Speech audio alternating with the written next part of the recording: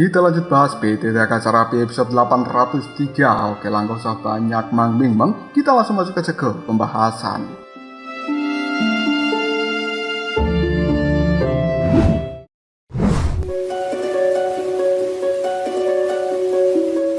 Xiaoyan bersama dengan King Yuan kini segera melesat menuju bagian terdalam dari pegunungan Tianyuan, dan mereka seolah-olah akan pergi ke dalam dunia yang mengerikan. Di dalam dunia itu sendiri cukup panas, ada banyak gelombang api di mana-mana yang telah berkobar, dan dunia ini terdapat pulau terpencil yang mengapung di atas kobaran api. Hal itu sama persis dengan apa yang dilihat Xiaoyan menggunakan kekuatan jiwa sebelumnya. Bahkan kali ini, Xiaoyan dan juga King Yuan yang telah sampai di tempat itu, yang merupakan dunia api, membuat api suci di dalam tubuh keduanya sedikit terkejut. Xiaoyan merasa krisis yang terkandung di dalam tempat ini mencapai hal yang sangat menakutkan. Dan inilah tempat keberadaan dari Tian Yuanxi, pemimpin pusat dunia manusia. Dia adalah salah satu dari sedikit orang yang paling dekat dengan kekuatan Dewa Perang. Xiaoyan bisa dengan jelas merasakan ancaman yang telah mengintai di pulau kecil depan sana. Dan kemudian dia berkata pada King Yuan, "Ketika kita sudah masuki pulau itu, tetaplah berada di sisiku." Mendengarkan ucapan dari seorang Xiaoyan membuat King Yuan hanya bisa menganggukkan kepalanya. Dan kemudian gadis cantik ini juga telah mengeluarkan 12 sayap malaikat yang berwarna ungu. Hal itu bahkan bergetar untuk menangkap jejak-jejak jiwa yang berada di sekitar tempat ini. Xiaoyan bersama dengan King Yuan tanpa ragu lagi langsung menyerbu ke arah pulau yang mengambang di dalam dunia api ini. Hati Xiaoyan secara perlahan menjadi gelisah ketika dia menyaksikan tanah yang berwarna merah keemasan di sekitarnya. Bahkan jubah iblis di tubuh dari Xiaoyan juga sedikit bergetar. Dia bisa mencium sesuatu yang tidak biasa. King Yuan melirik pada tempat sekeliling, dan dengan persepsi jiwanya serta kekuatan ilahi para malaikat, dia sama sekali tidak menemukan aura yang mencurigakan. Hal itu membuat King Yuan merasa heran. Sambil menatap Xiaoyan, dia berkata, "Di pulau terpencil ini tampaknya kosong dan hanya ada alun-alun besar yang terlihat di depan sana. Lalu di manakah Tian Yuanxi berada?" Xiaoyan juga telah dipenuhi oleh sebuah kebingungan. Pandangan matanya melirik pada alun-alun besar di depan. Tanah di alun-alun itu telah dipenuhi batu-batu kristal hitam yang besar dan juga batu-batu kristal putih yang sangat banyak. Hal itu seolah saling bersinggungan satu sama lain, membentuk sebuah formasi yang sangat aneh.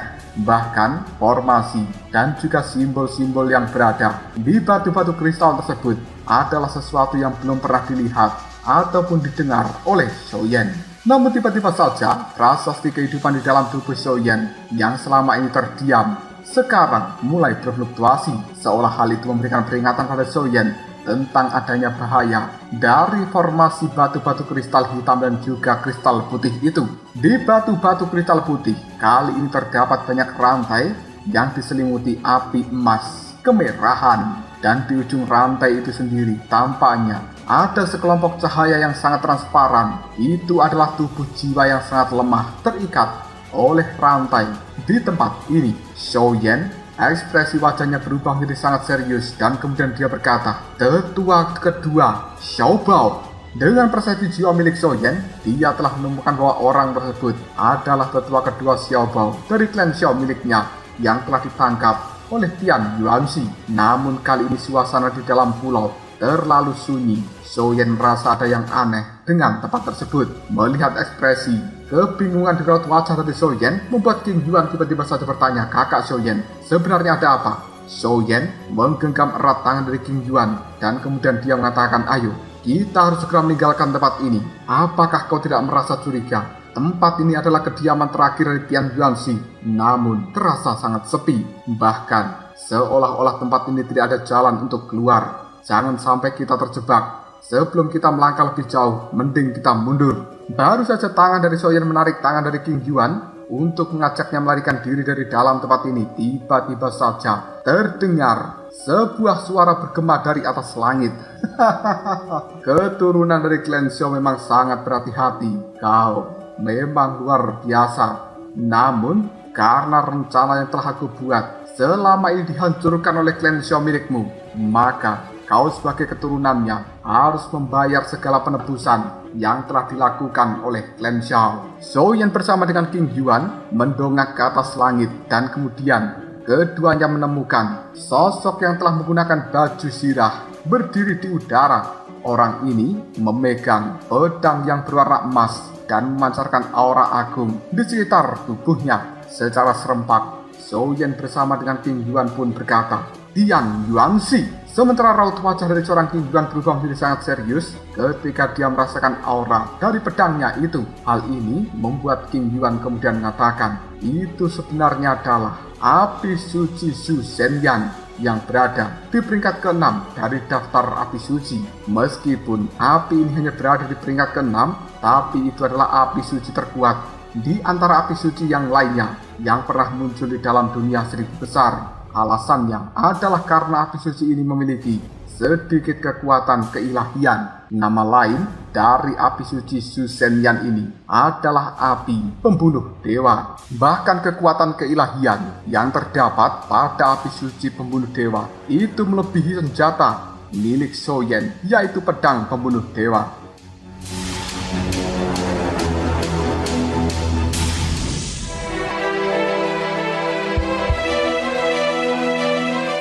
Sebuah senyuman muncul di wajah tampan dari Tian Yuanxi dan kemudian dalam seketika suhu di dalam tempat ini meningkat tajam, memberikan suasana yang cukup mencekik. Tian Yuanxi lalu mengatakan, setelah penantian yang panjang, babak baru akhirnya harus dibuka.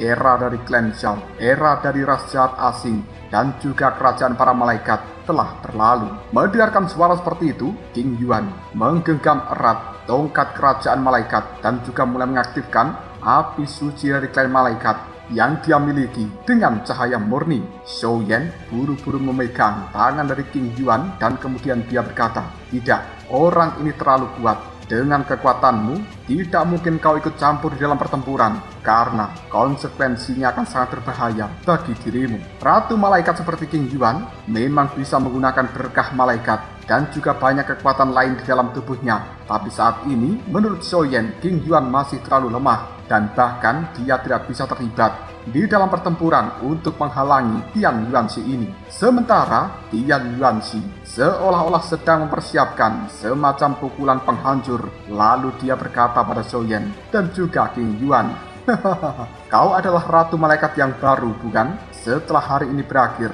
urusanku dengan bocah dari klan Zhou ini, maka aku juga akan melenyapkan kau dan juga orang-orang klan malaikatmu." Pedang emas di tangan Tian Yuanxi pun bergetar, lalu memancarkan aura yang sangat mengerikan. Mendengarkan ucapan dari seorang Tian Yuanxi membuat emosi dari King Yuan kembali melonjak, dan dia saat ini akan menggunakan pujian malaikat. Kekuatan itu merupakan kekuatan berkat tertinggi yang dimiliki kerajaan malaikat.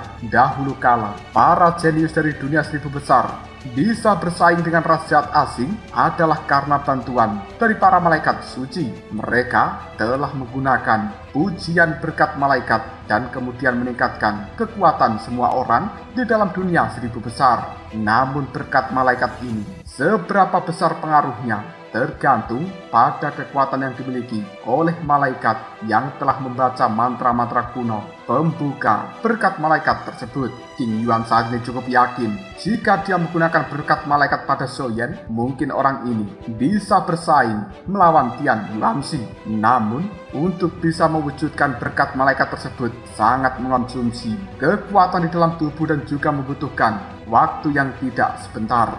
King Yuan dengan tekad yang besar menatap pada Zhou Yan dan kemudian dia berkata, "Kakak Zhou Yan, tolong ulur waktu sebentar. Aku akan mempersiapkan berkat malaikat supaya bisa meningkatkan kekuatan di dalam tubuhmu." Tanpa mendapatkan persetujuan dari seorang Zhou Yan, King Yuan mulai memejamkan mata dan kemudian menyatukan kedua telapak tangannya. Lalu dia melantunkan mantra-mantra malaikat kuno. Kali ini, kekuatan berkat pujian yang berwarna putih mengalir keluar dari dalam tubuhnya. Zhou Yan ketika menyaksikan hal seperti ini hanya bisa menggelengkan kepalanya. Dan kemudian dia berkata, "Kau benar-benar tidak menyerah. Tapi baiklah, mari kita menggila bersama-sama. Tian Yuanxi, karena perseteruan di masa lalu dengan klan Shao, hari ini aku akan menyelesaikan sepenuhnya." tubuh dari Soyen tiba-tiba saja melayang ke atas langit dengan diselimuti kobaran api suci. Keduanya saling berhadapan satu sama lain dengan hawa panas di tubuh masing-masing. Di satu sisi adalah Soyen, kekuatan tingkat setengah dewa yang telah melangkah ke alam dewa ganda, dan dia akan dibantu oleh ratu baru dari klan malaikat, yaitu King Yuan, yang sedang mempersiapkan berkah malaikat. Sementara di sisi lain ada sosok yang angkuh, seolah-olah kemenangan akan selalu menjadi miliknya, dan dia adalah pemimpin pusat dunia manusia, Tian Yuanxi. Kekuatan dewa semu yang dia miliki telah mengendalikan berbagai hal di dalam dunia ini. Menyaksikan bahwa King Yuan telah menutup mata dan juga membaca mantra-mantra kuno, membuat Tian Yuanxi tiba-tiba saja berbicara.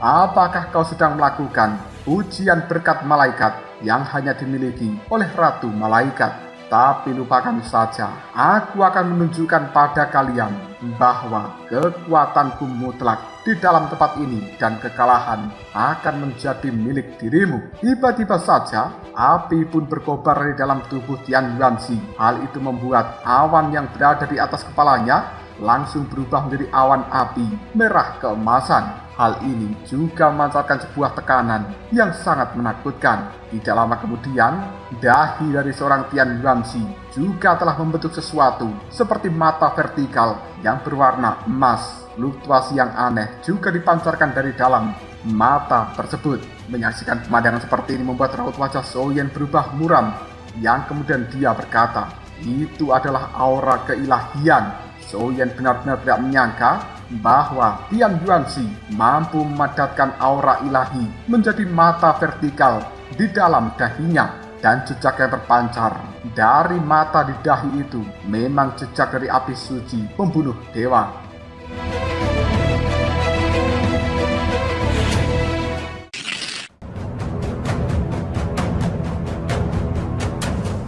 Menyaksikan adegan seperti ini, Soyen juga langsung mengaktifkan kekuatan iblis dari dalam tubuhnya. Dan sekarang, Soyen telah berubah menjadi mode Kaisar Iblis Api. Pandangan matanya yang tajam melihat kepada Tian Yuanxi ini sambil berkata, jika begitu mari kita bertarung. Soyen juga telah mengeluarkan kuali Dewa Api. Fluktuasi yang terpancar di dalamnya menunjukkan tanda-tanda keruntuhan yang luar biasa. Pada akhirnya, tubuh dari Soyen pun berkelebat. Dia menembus kehampaan, lalu muncul di depan seorang Tian Yuanxi. Segera setelah itu, Soyen pun memberikan tinjuan yang dahsyat kepada orang ini. Dengan satu pukulan saja, energi yang sangat mengerikan pun melesat. Itu adalah perpaduan dari kekuatan api suci dan juga kekuatan iblis yang menyatu dengan sempurna, menembus kehampaan dan akan mengenai tubuh dari seorang Tian Yuanxi. Menyaksikan serangan dari seorang Soyen, Tian Yuanxi hanya bisa mendengus dingin. Pupil matanya menyipit dan dia sama sekali tidak takut dengan pukulan Soyen, tapi juga harus waspada. Tiba-tiba saja mata emas di dahi dari seorang Tian Yuanxi sedikit berdenyut. Hal itu langsung memancarkan cahaya keemasan. Bahkan ada semacam kekuatan yang telah melampaui dunia ini. Cahaya keemasan juga telah melesat, yang kemudian berhantaman dengan kekuatan tinju api milik Soyen. Akhirnya, riak lingkaran energi yang dahsyat muncul di langit, dan itu bahkan telah membuat seluruh langit memiliki retakan yang sangat besar. Di dalam adu kekuatan pertama ini, keduanya terlihat seimbang. Namun gelombang energi yang telah menyebar tiba-tiba saja menggetarkan tubuh dari Soyen. Dia pun bergerak mundur beberapa puluh langkah sebelum akhirnya bisa menstabilkan tubuhnya kembali. Pandangan mata dari Soyen menatap tajam pada mata yang berada di dahi Tian Yuanxi. Tampaknya ada kekuatan di luar pemahaman Soyen. Jika sampai dia tidak memiliki cara untuk bisa menghadapi kekuatan mata ini, maka Soyen tidak akan pernah bisa mengalahkan Tian Yuanxi. Detik berikutnya, niat yang agung kembali muncul dari dalam tubuh Soyen. Dia langsung berteriak, roda api suci, kekuatan seni ilahi ini telah ditampilkan, dan kemudian api suci 9 warna muncul dari dalam tubuhnya lalu membentuk sebuah lingkaran, yaitu roda api suci. Tanpa ragu lagi Soyen melemparkan hal ini, dan kemudian fluktuasi dari roda api suci dalam sekejap menyelimuti tubuh seorang Tian Yuanxi, seolah ingin menguapkan orang ini dari dunia dengan hawa panasnya. Menghadapi serangan dari seorang Zhou Yan, mata dari seorang Tian Yuanzi penuh penghinaan. Dia pun segera mengangkat telapak tangannya dan kemudian pedang emas yang dia pegang langsung ditebaskan. Hal itu berubah menjadi gelombang kejut yang sangat dahsyat. Tidak lama kemudian, pung! Gelombang kejut ini pun menghantam roda api suci 9 warna dan membuatnya hancur berkeping-keping.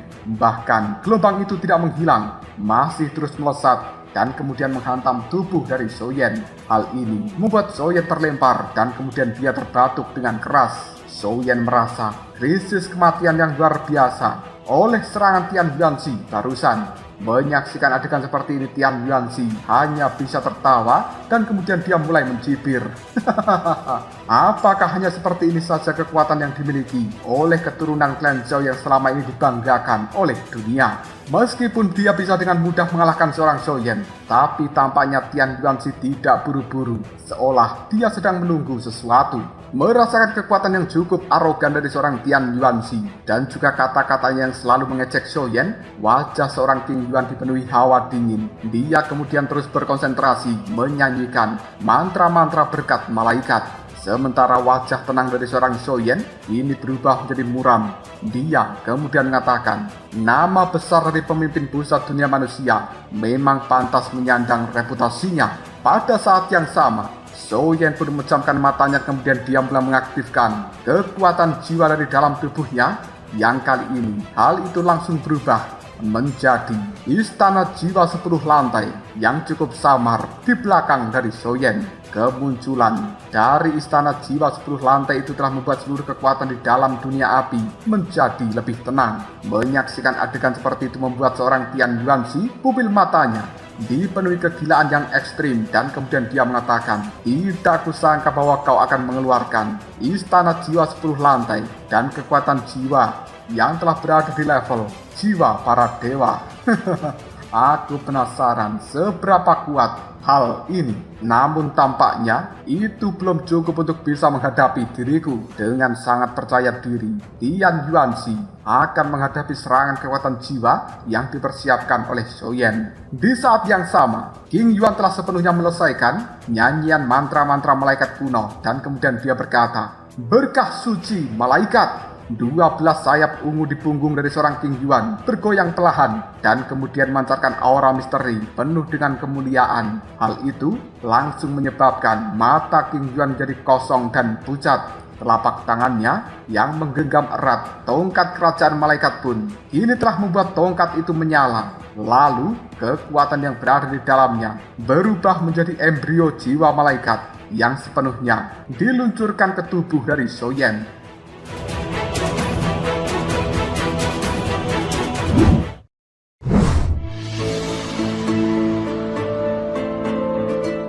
Menyaksikan hal seperti ini, wajah seorang Tian Yuanzi yang tadinya selalu tersenyum berubah menjadi sangat serius ketika dia melihat Zhou Yan diselimuti cahaya-cahaya suci malaikat yang merupakan berkat malaikat tersebut. Tidak butuh waktu yang lama, kekuatan di dalam tubuh Zhou Yan pun melonjak. Hal ini levelnya sama dengan level kekuatan seorang Tian Yuan. Namun, tidak peduli berapa banyak kartu traf yang dimiliki Zhou Yan dan juga King Yuan, Tian Yuanzi telah mempersiapkan strategi jitu untuk menghadapi pertempuran kali ini. Dan dia merasa bahwa pemenangnya akan selalu menjadi miliknya. Api suci yang dimiliki King Yuan dan juga kekuatan-kekuatan malaikat langsung menyelimuti tubuh dari Zhou Yan. Hal itu menimbulkan pusaran suci putih yang murni dan secara bertahap berkembang di sekeliling dari seorang Zhou Yan. Dengan diselimuti kekuatan ini, Zhou Yan pun terkejut bahwa dia samar-samar bisa merasakan berbagai hal yang berada di dalam tubuhnya telah ditingkatkan, baik itu kekuatan api suci, kekuatan iblis, maupun kekuatan-kekuatan yang lainnya, seperti kekuatan jiwa. Kelelahan yang tadi dihadapi oleh Zhou Yan sekarang juga menghilang. Dengan berkah malaikat ini, kemampuan Zhou Yan untuk bisa menghadapi Tian Yuanzi menjadi jauh lebih besar. King Yuan yang sudah tampak kelelahan dengan raut wajah yang pucat, dia berkata, kakak Zhou Yan, sisanya aku serahkan padamu. Kali ini, istana jiwa 10 lantai milik Zhou Yan yang juga telah diperkuat menjadi semakin nyata. Akhirnya, di samping dari istana jiwa lantai ke-10 ini juga telah muncul sosok dari jiwa malaikat. Tanpa ragu lagi, Zhou Yan pun mulai melangkah untuk menuju tempat dari Tian Yuanxi. Bagaimanapun pertempuran ini harus segera diakhiri. Zhou Yan segera melambaikan tangannya dan kekuatan malaikat serta kekuatan jiwa dari istana jiwa 10 lantai serta kekuatan-kekuatan yang lainnya kini telah meluncur dengan sangat cepat. Menyaksikan hal seperti itu, Tian Yuanxi menggenggam erat pedang emas di tangannya dan kemudian mata ketiga di dahinya secara perlahan tertutup. Namun, dia masih terfokus pada Zhou Yan dan tidak menunjukkan tanda-tanda untuk melakukan serangan. Melihat sikap aneh dari seorang Tian Yuanxi ini membuat Zhou Yan tidak tahu rencana apa yang sedang dia perbuat. Tidak butuh waktu yang lama, berbagai kekuatan diluncurkan oleh Zhou Yan kini bisa dengan mudah menyelimuti tubuh Tian Yuanxi. Dia pun terperangkap sepenuhnya. Namun, Tian Yuanxi buru-buru mengaktifkan kekuatan api suci yang berwarna merah keemasan dan mencoba melawan erosi dari kekuatan pemurnian istana jiwa lantai 10 dan juga kekuatan malaikat serta kekuatan api suci. Namun, dia telah salah perhitungan. Tidak peduli serangan macam apa yang diluncurkan oleh Tian Yuanxi, hal itu bisa dengan mudah dilenyapkan oleh kekuatan Zhou Yan kali ini.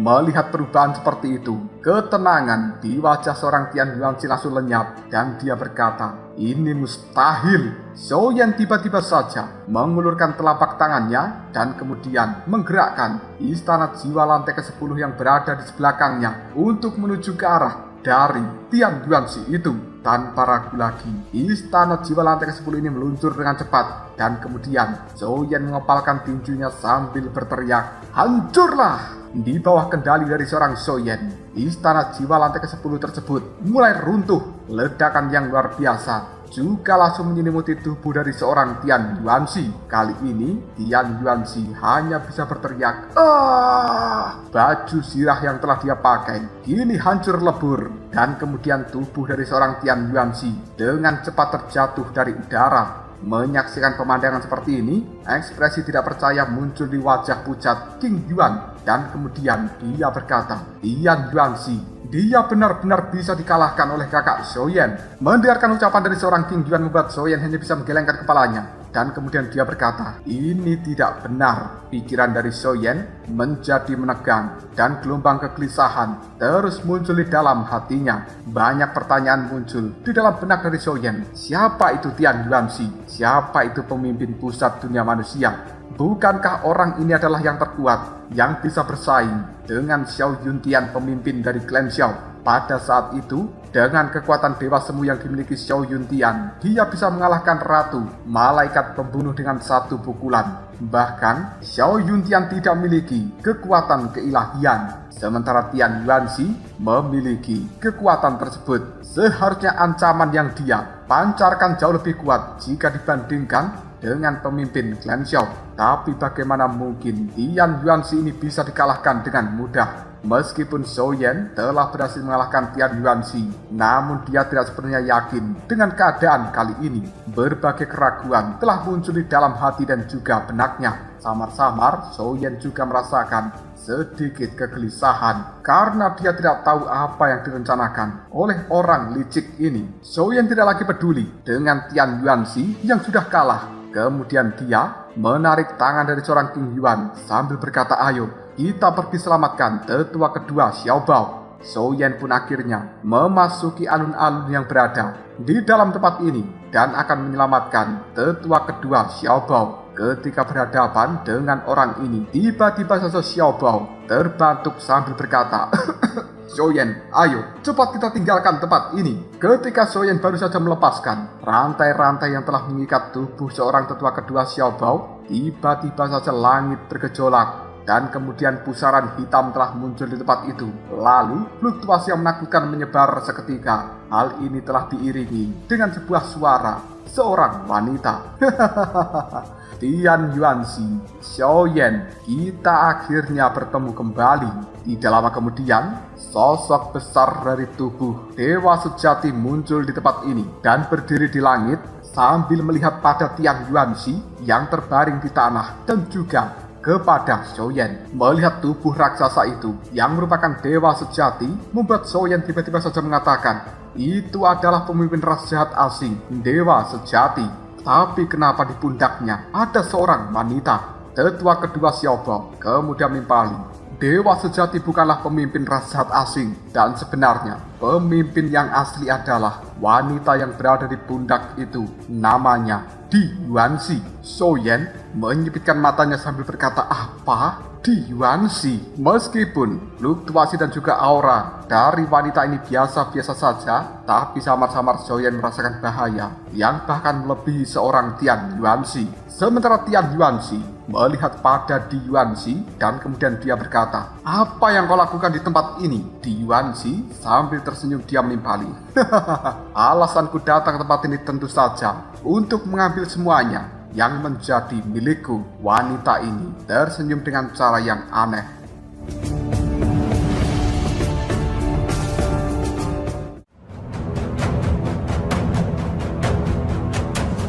Lalu apakah yang akan terjadi selanjutnya? Apa sebenarnya dimaksud? Semua hal milik Di Yuanxi yang akan dia ambil kembali. Jika kalian penasaran, tunggu aja jawabannya di next video. Ngobrol Sob.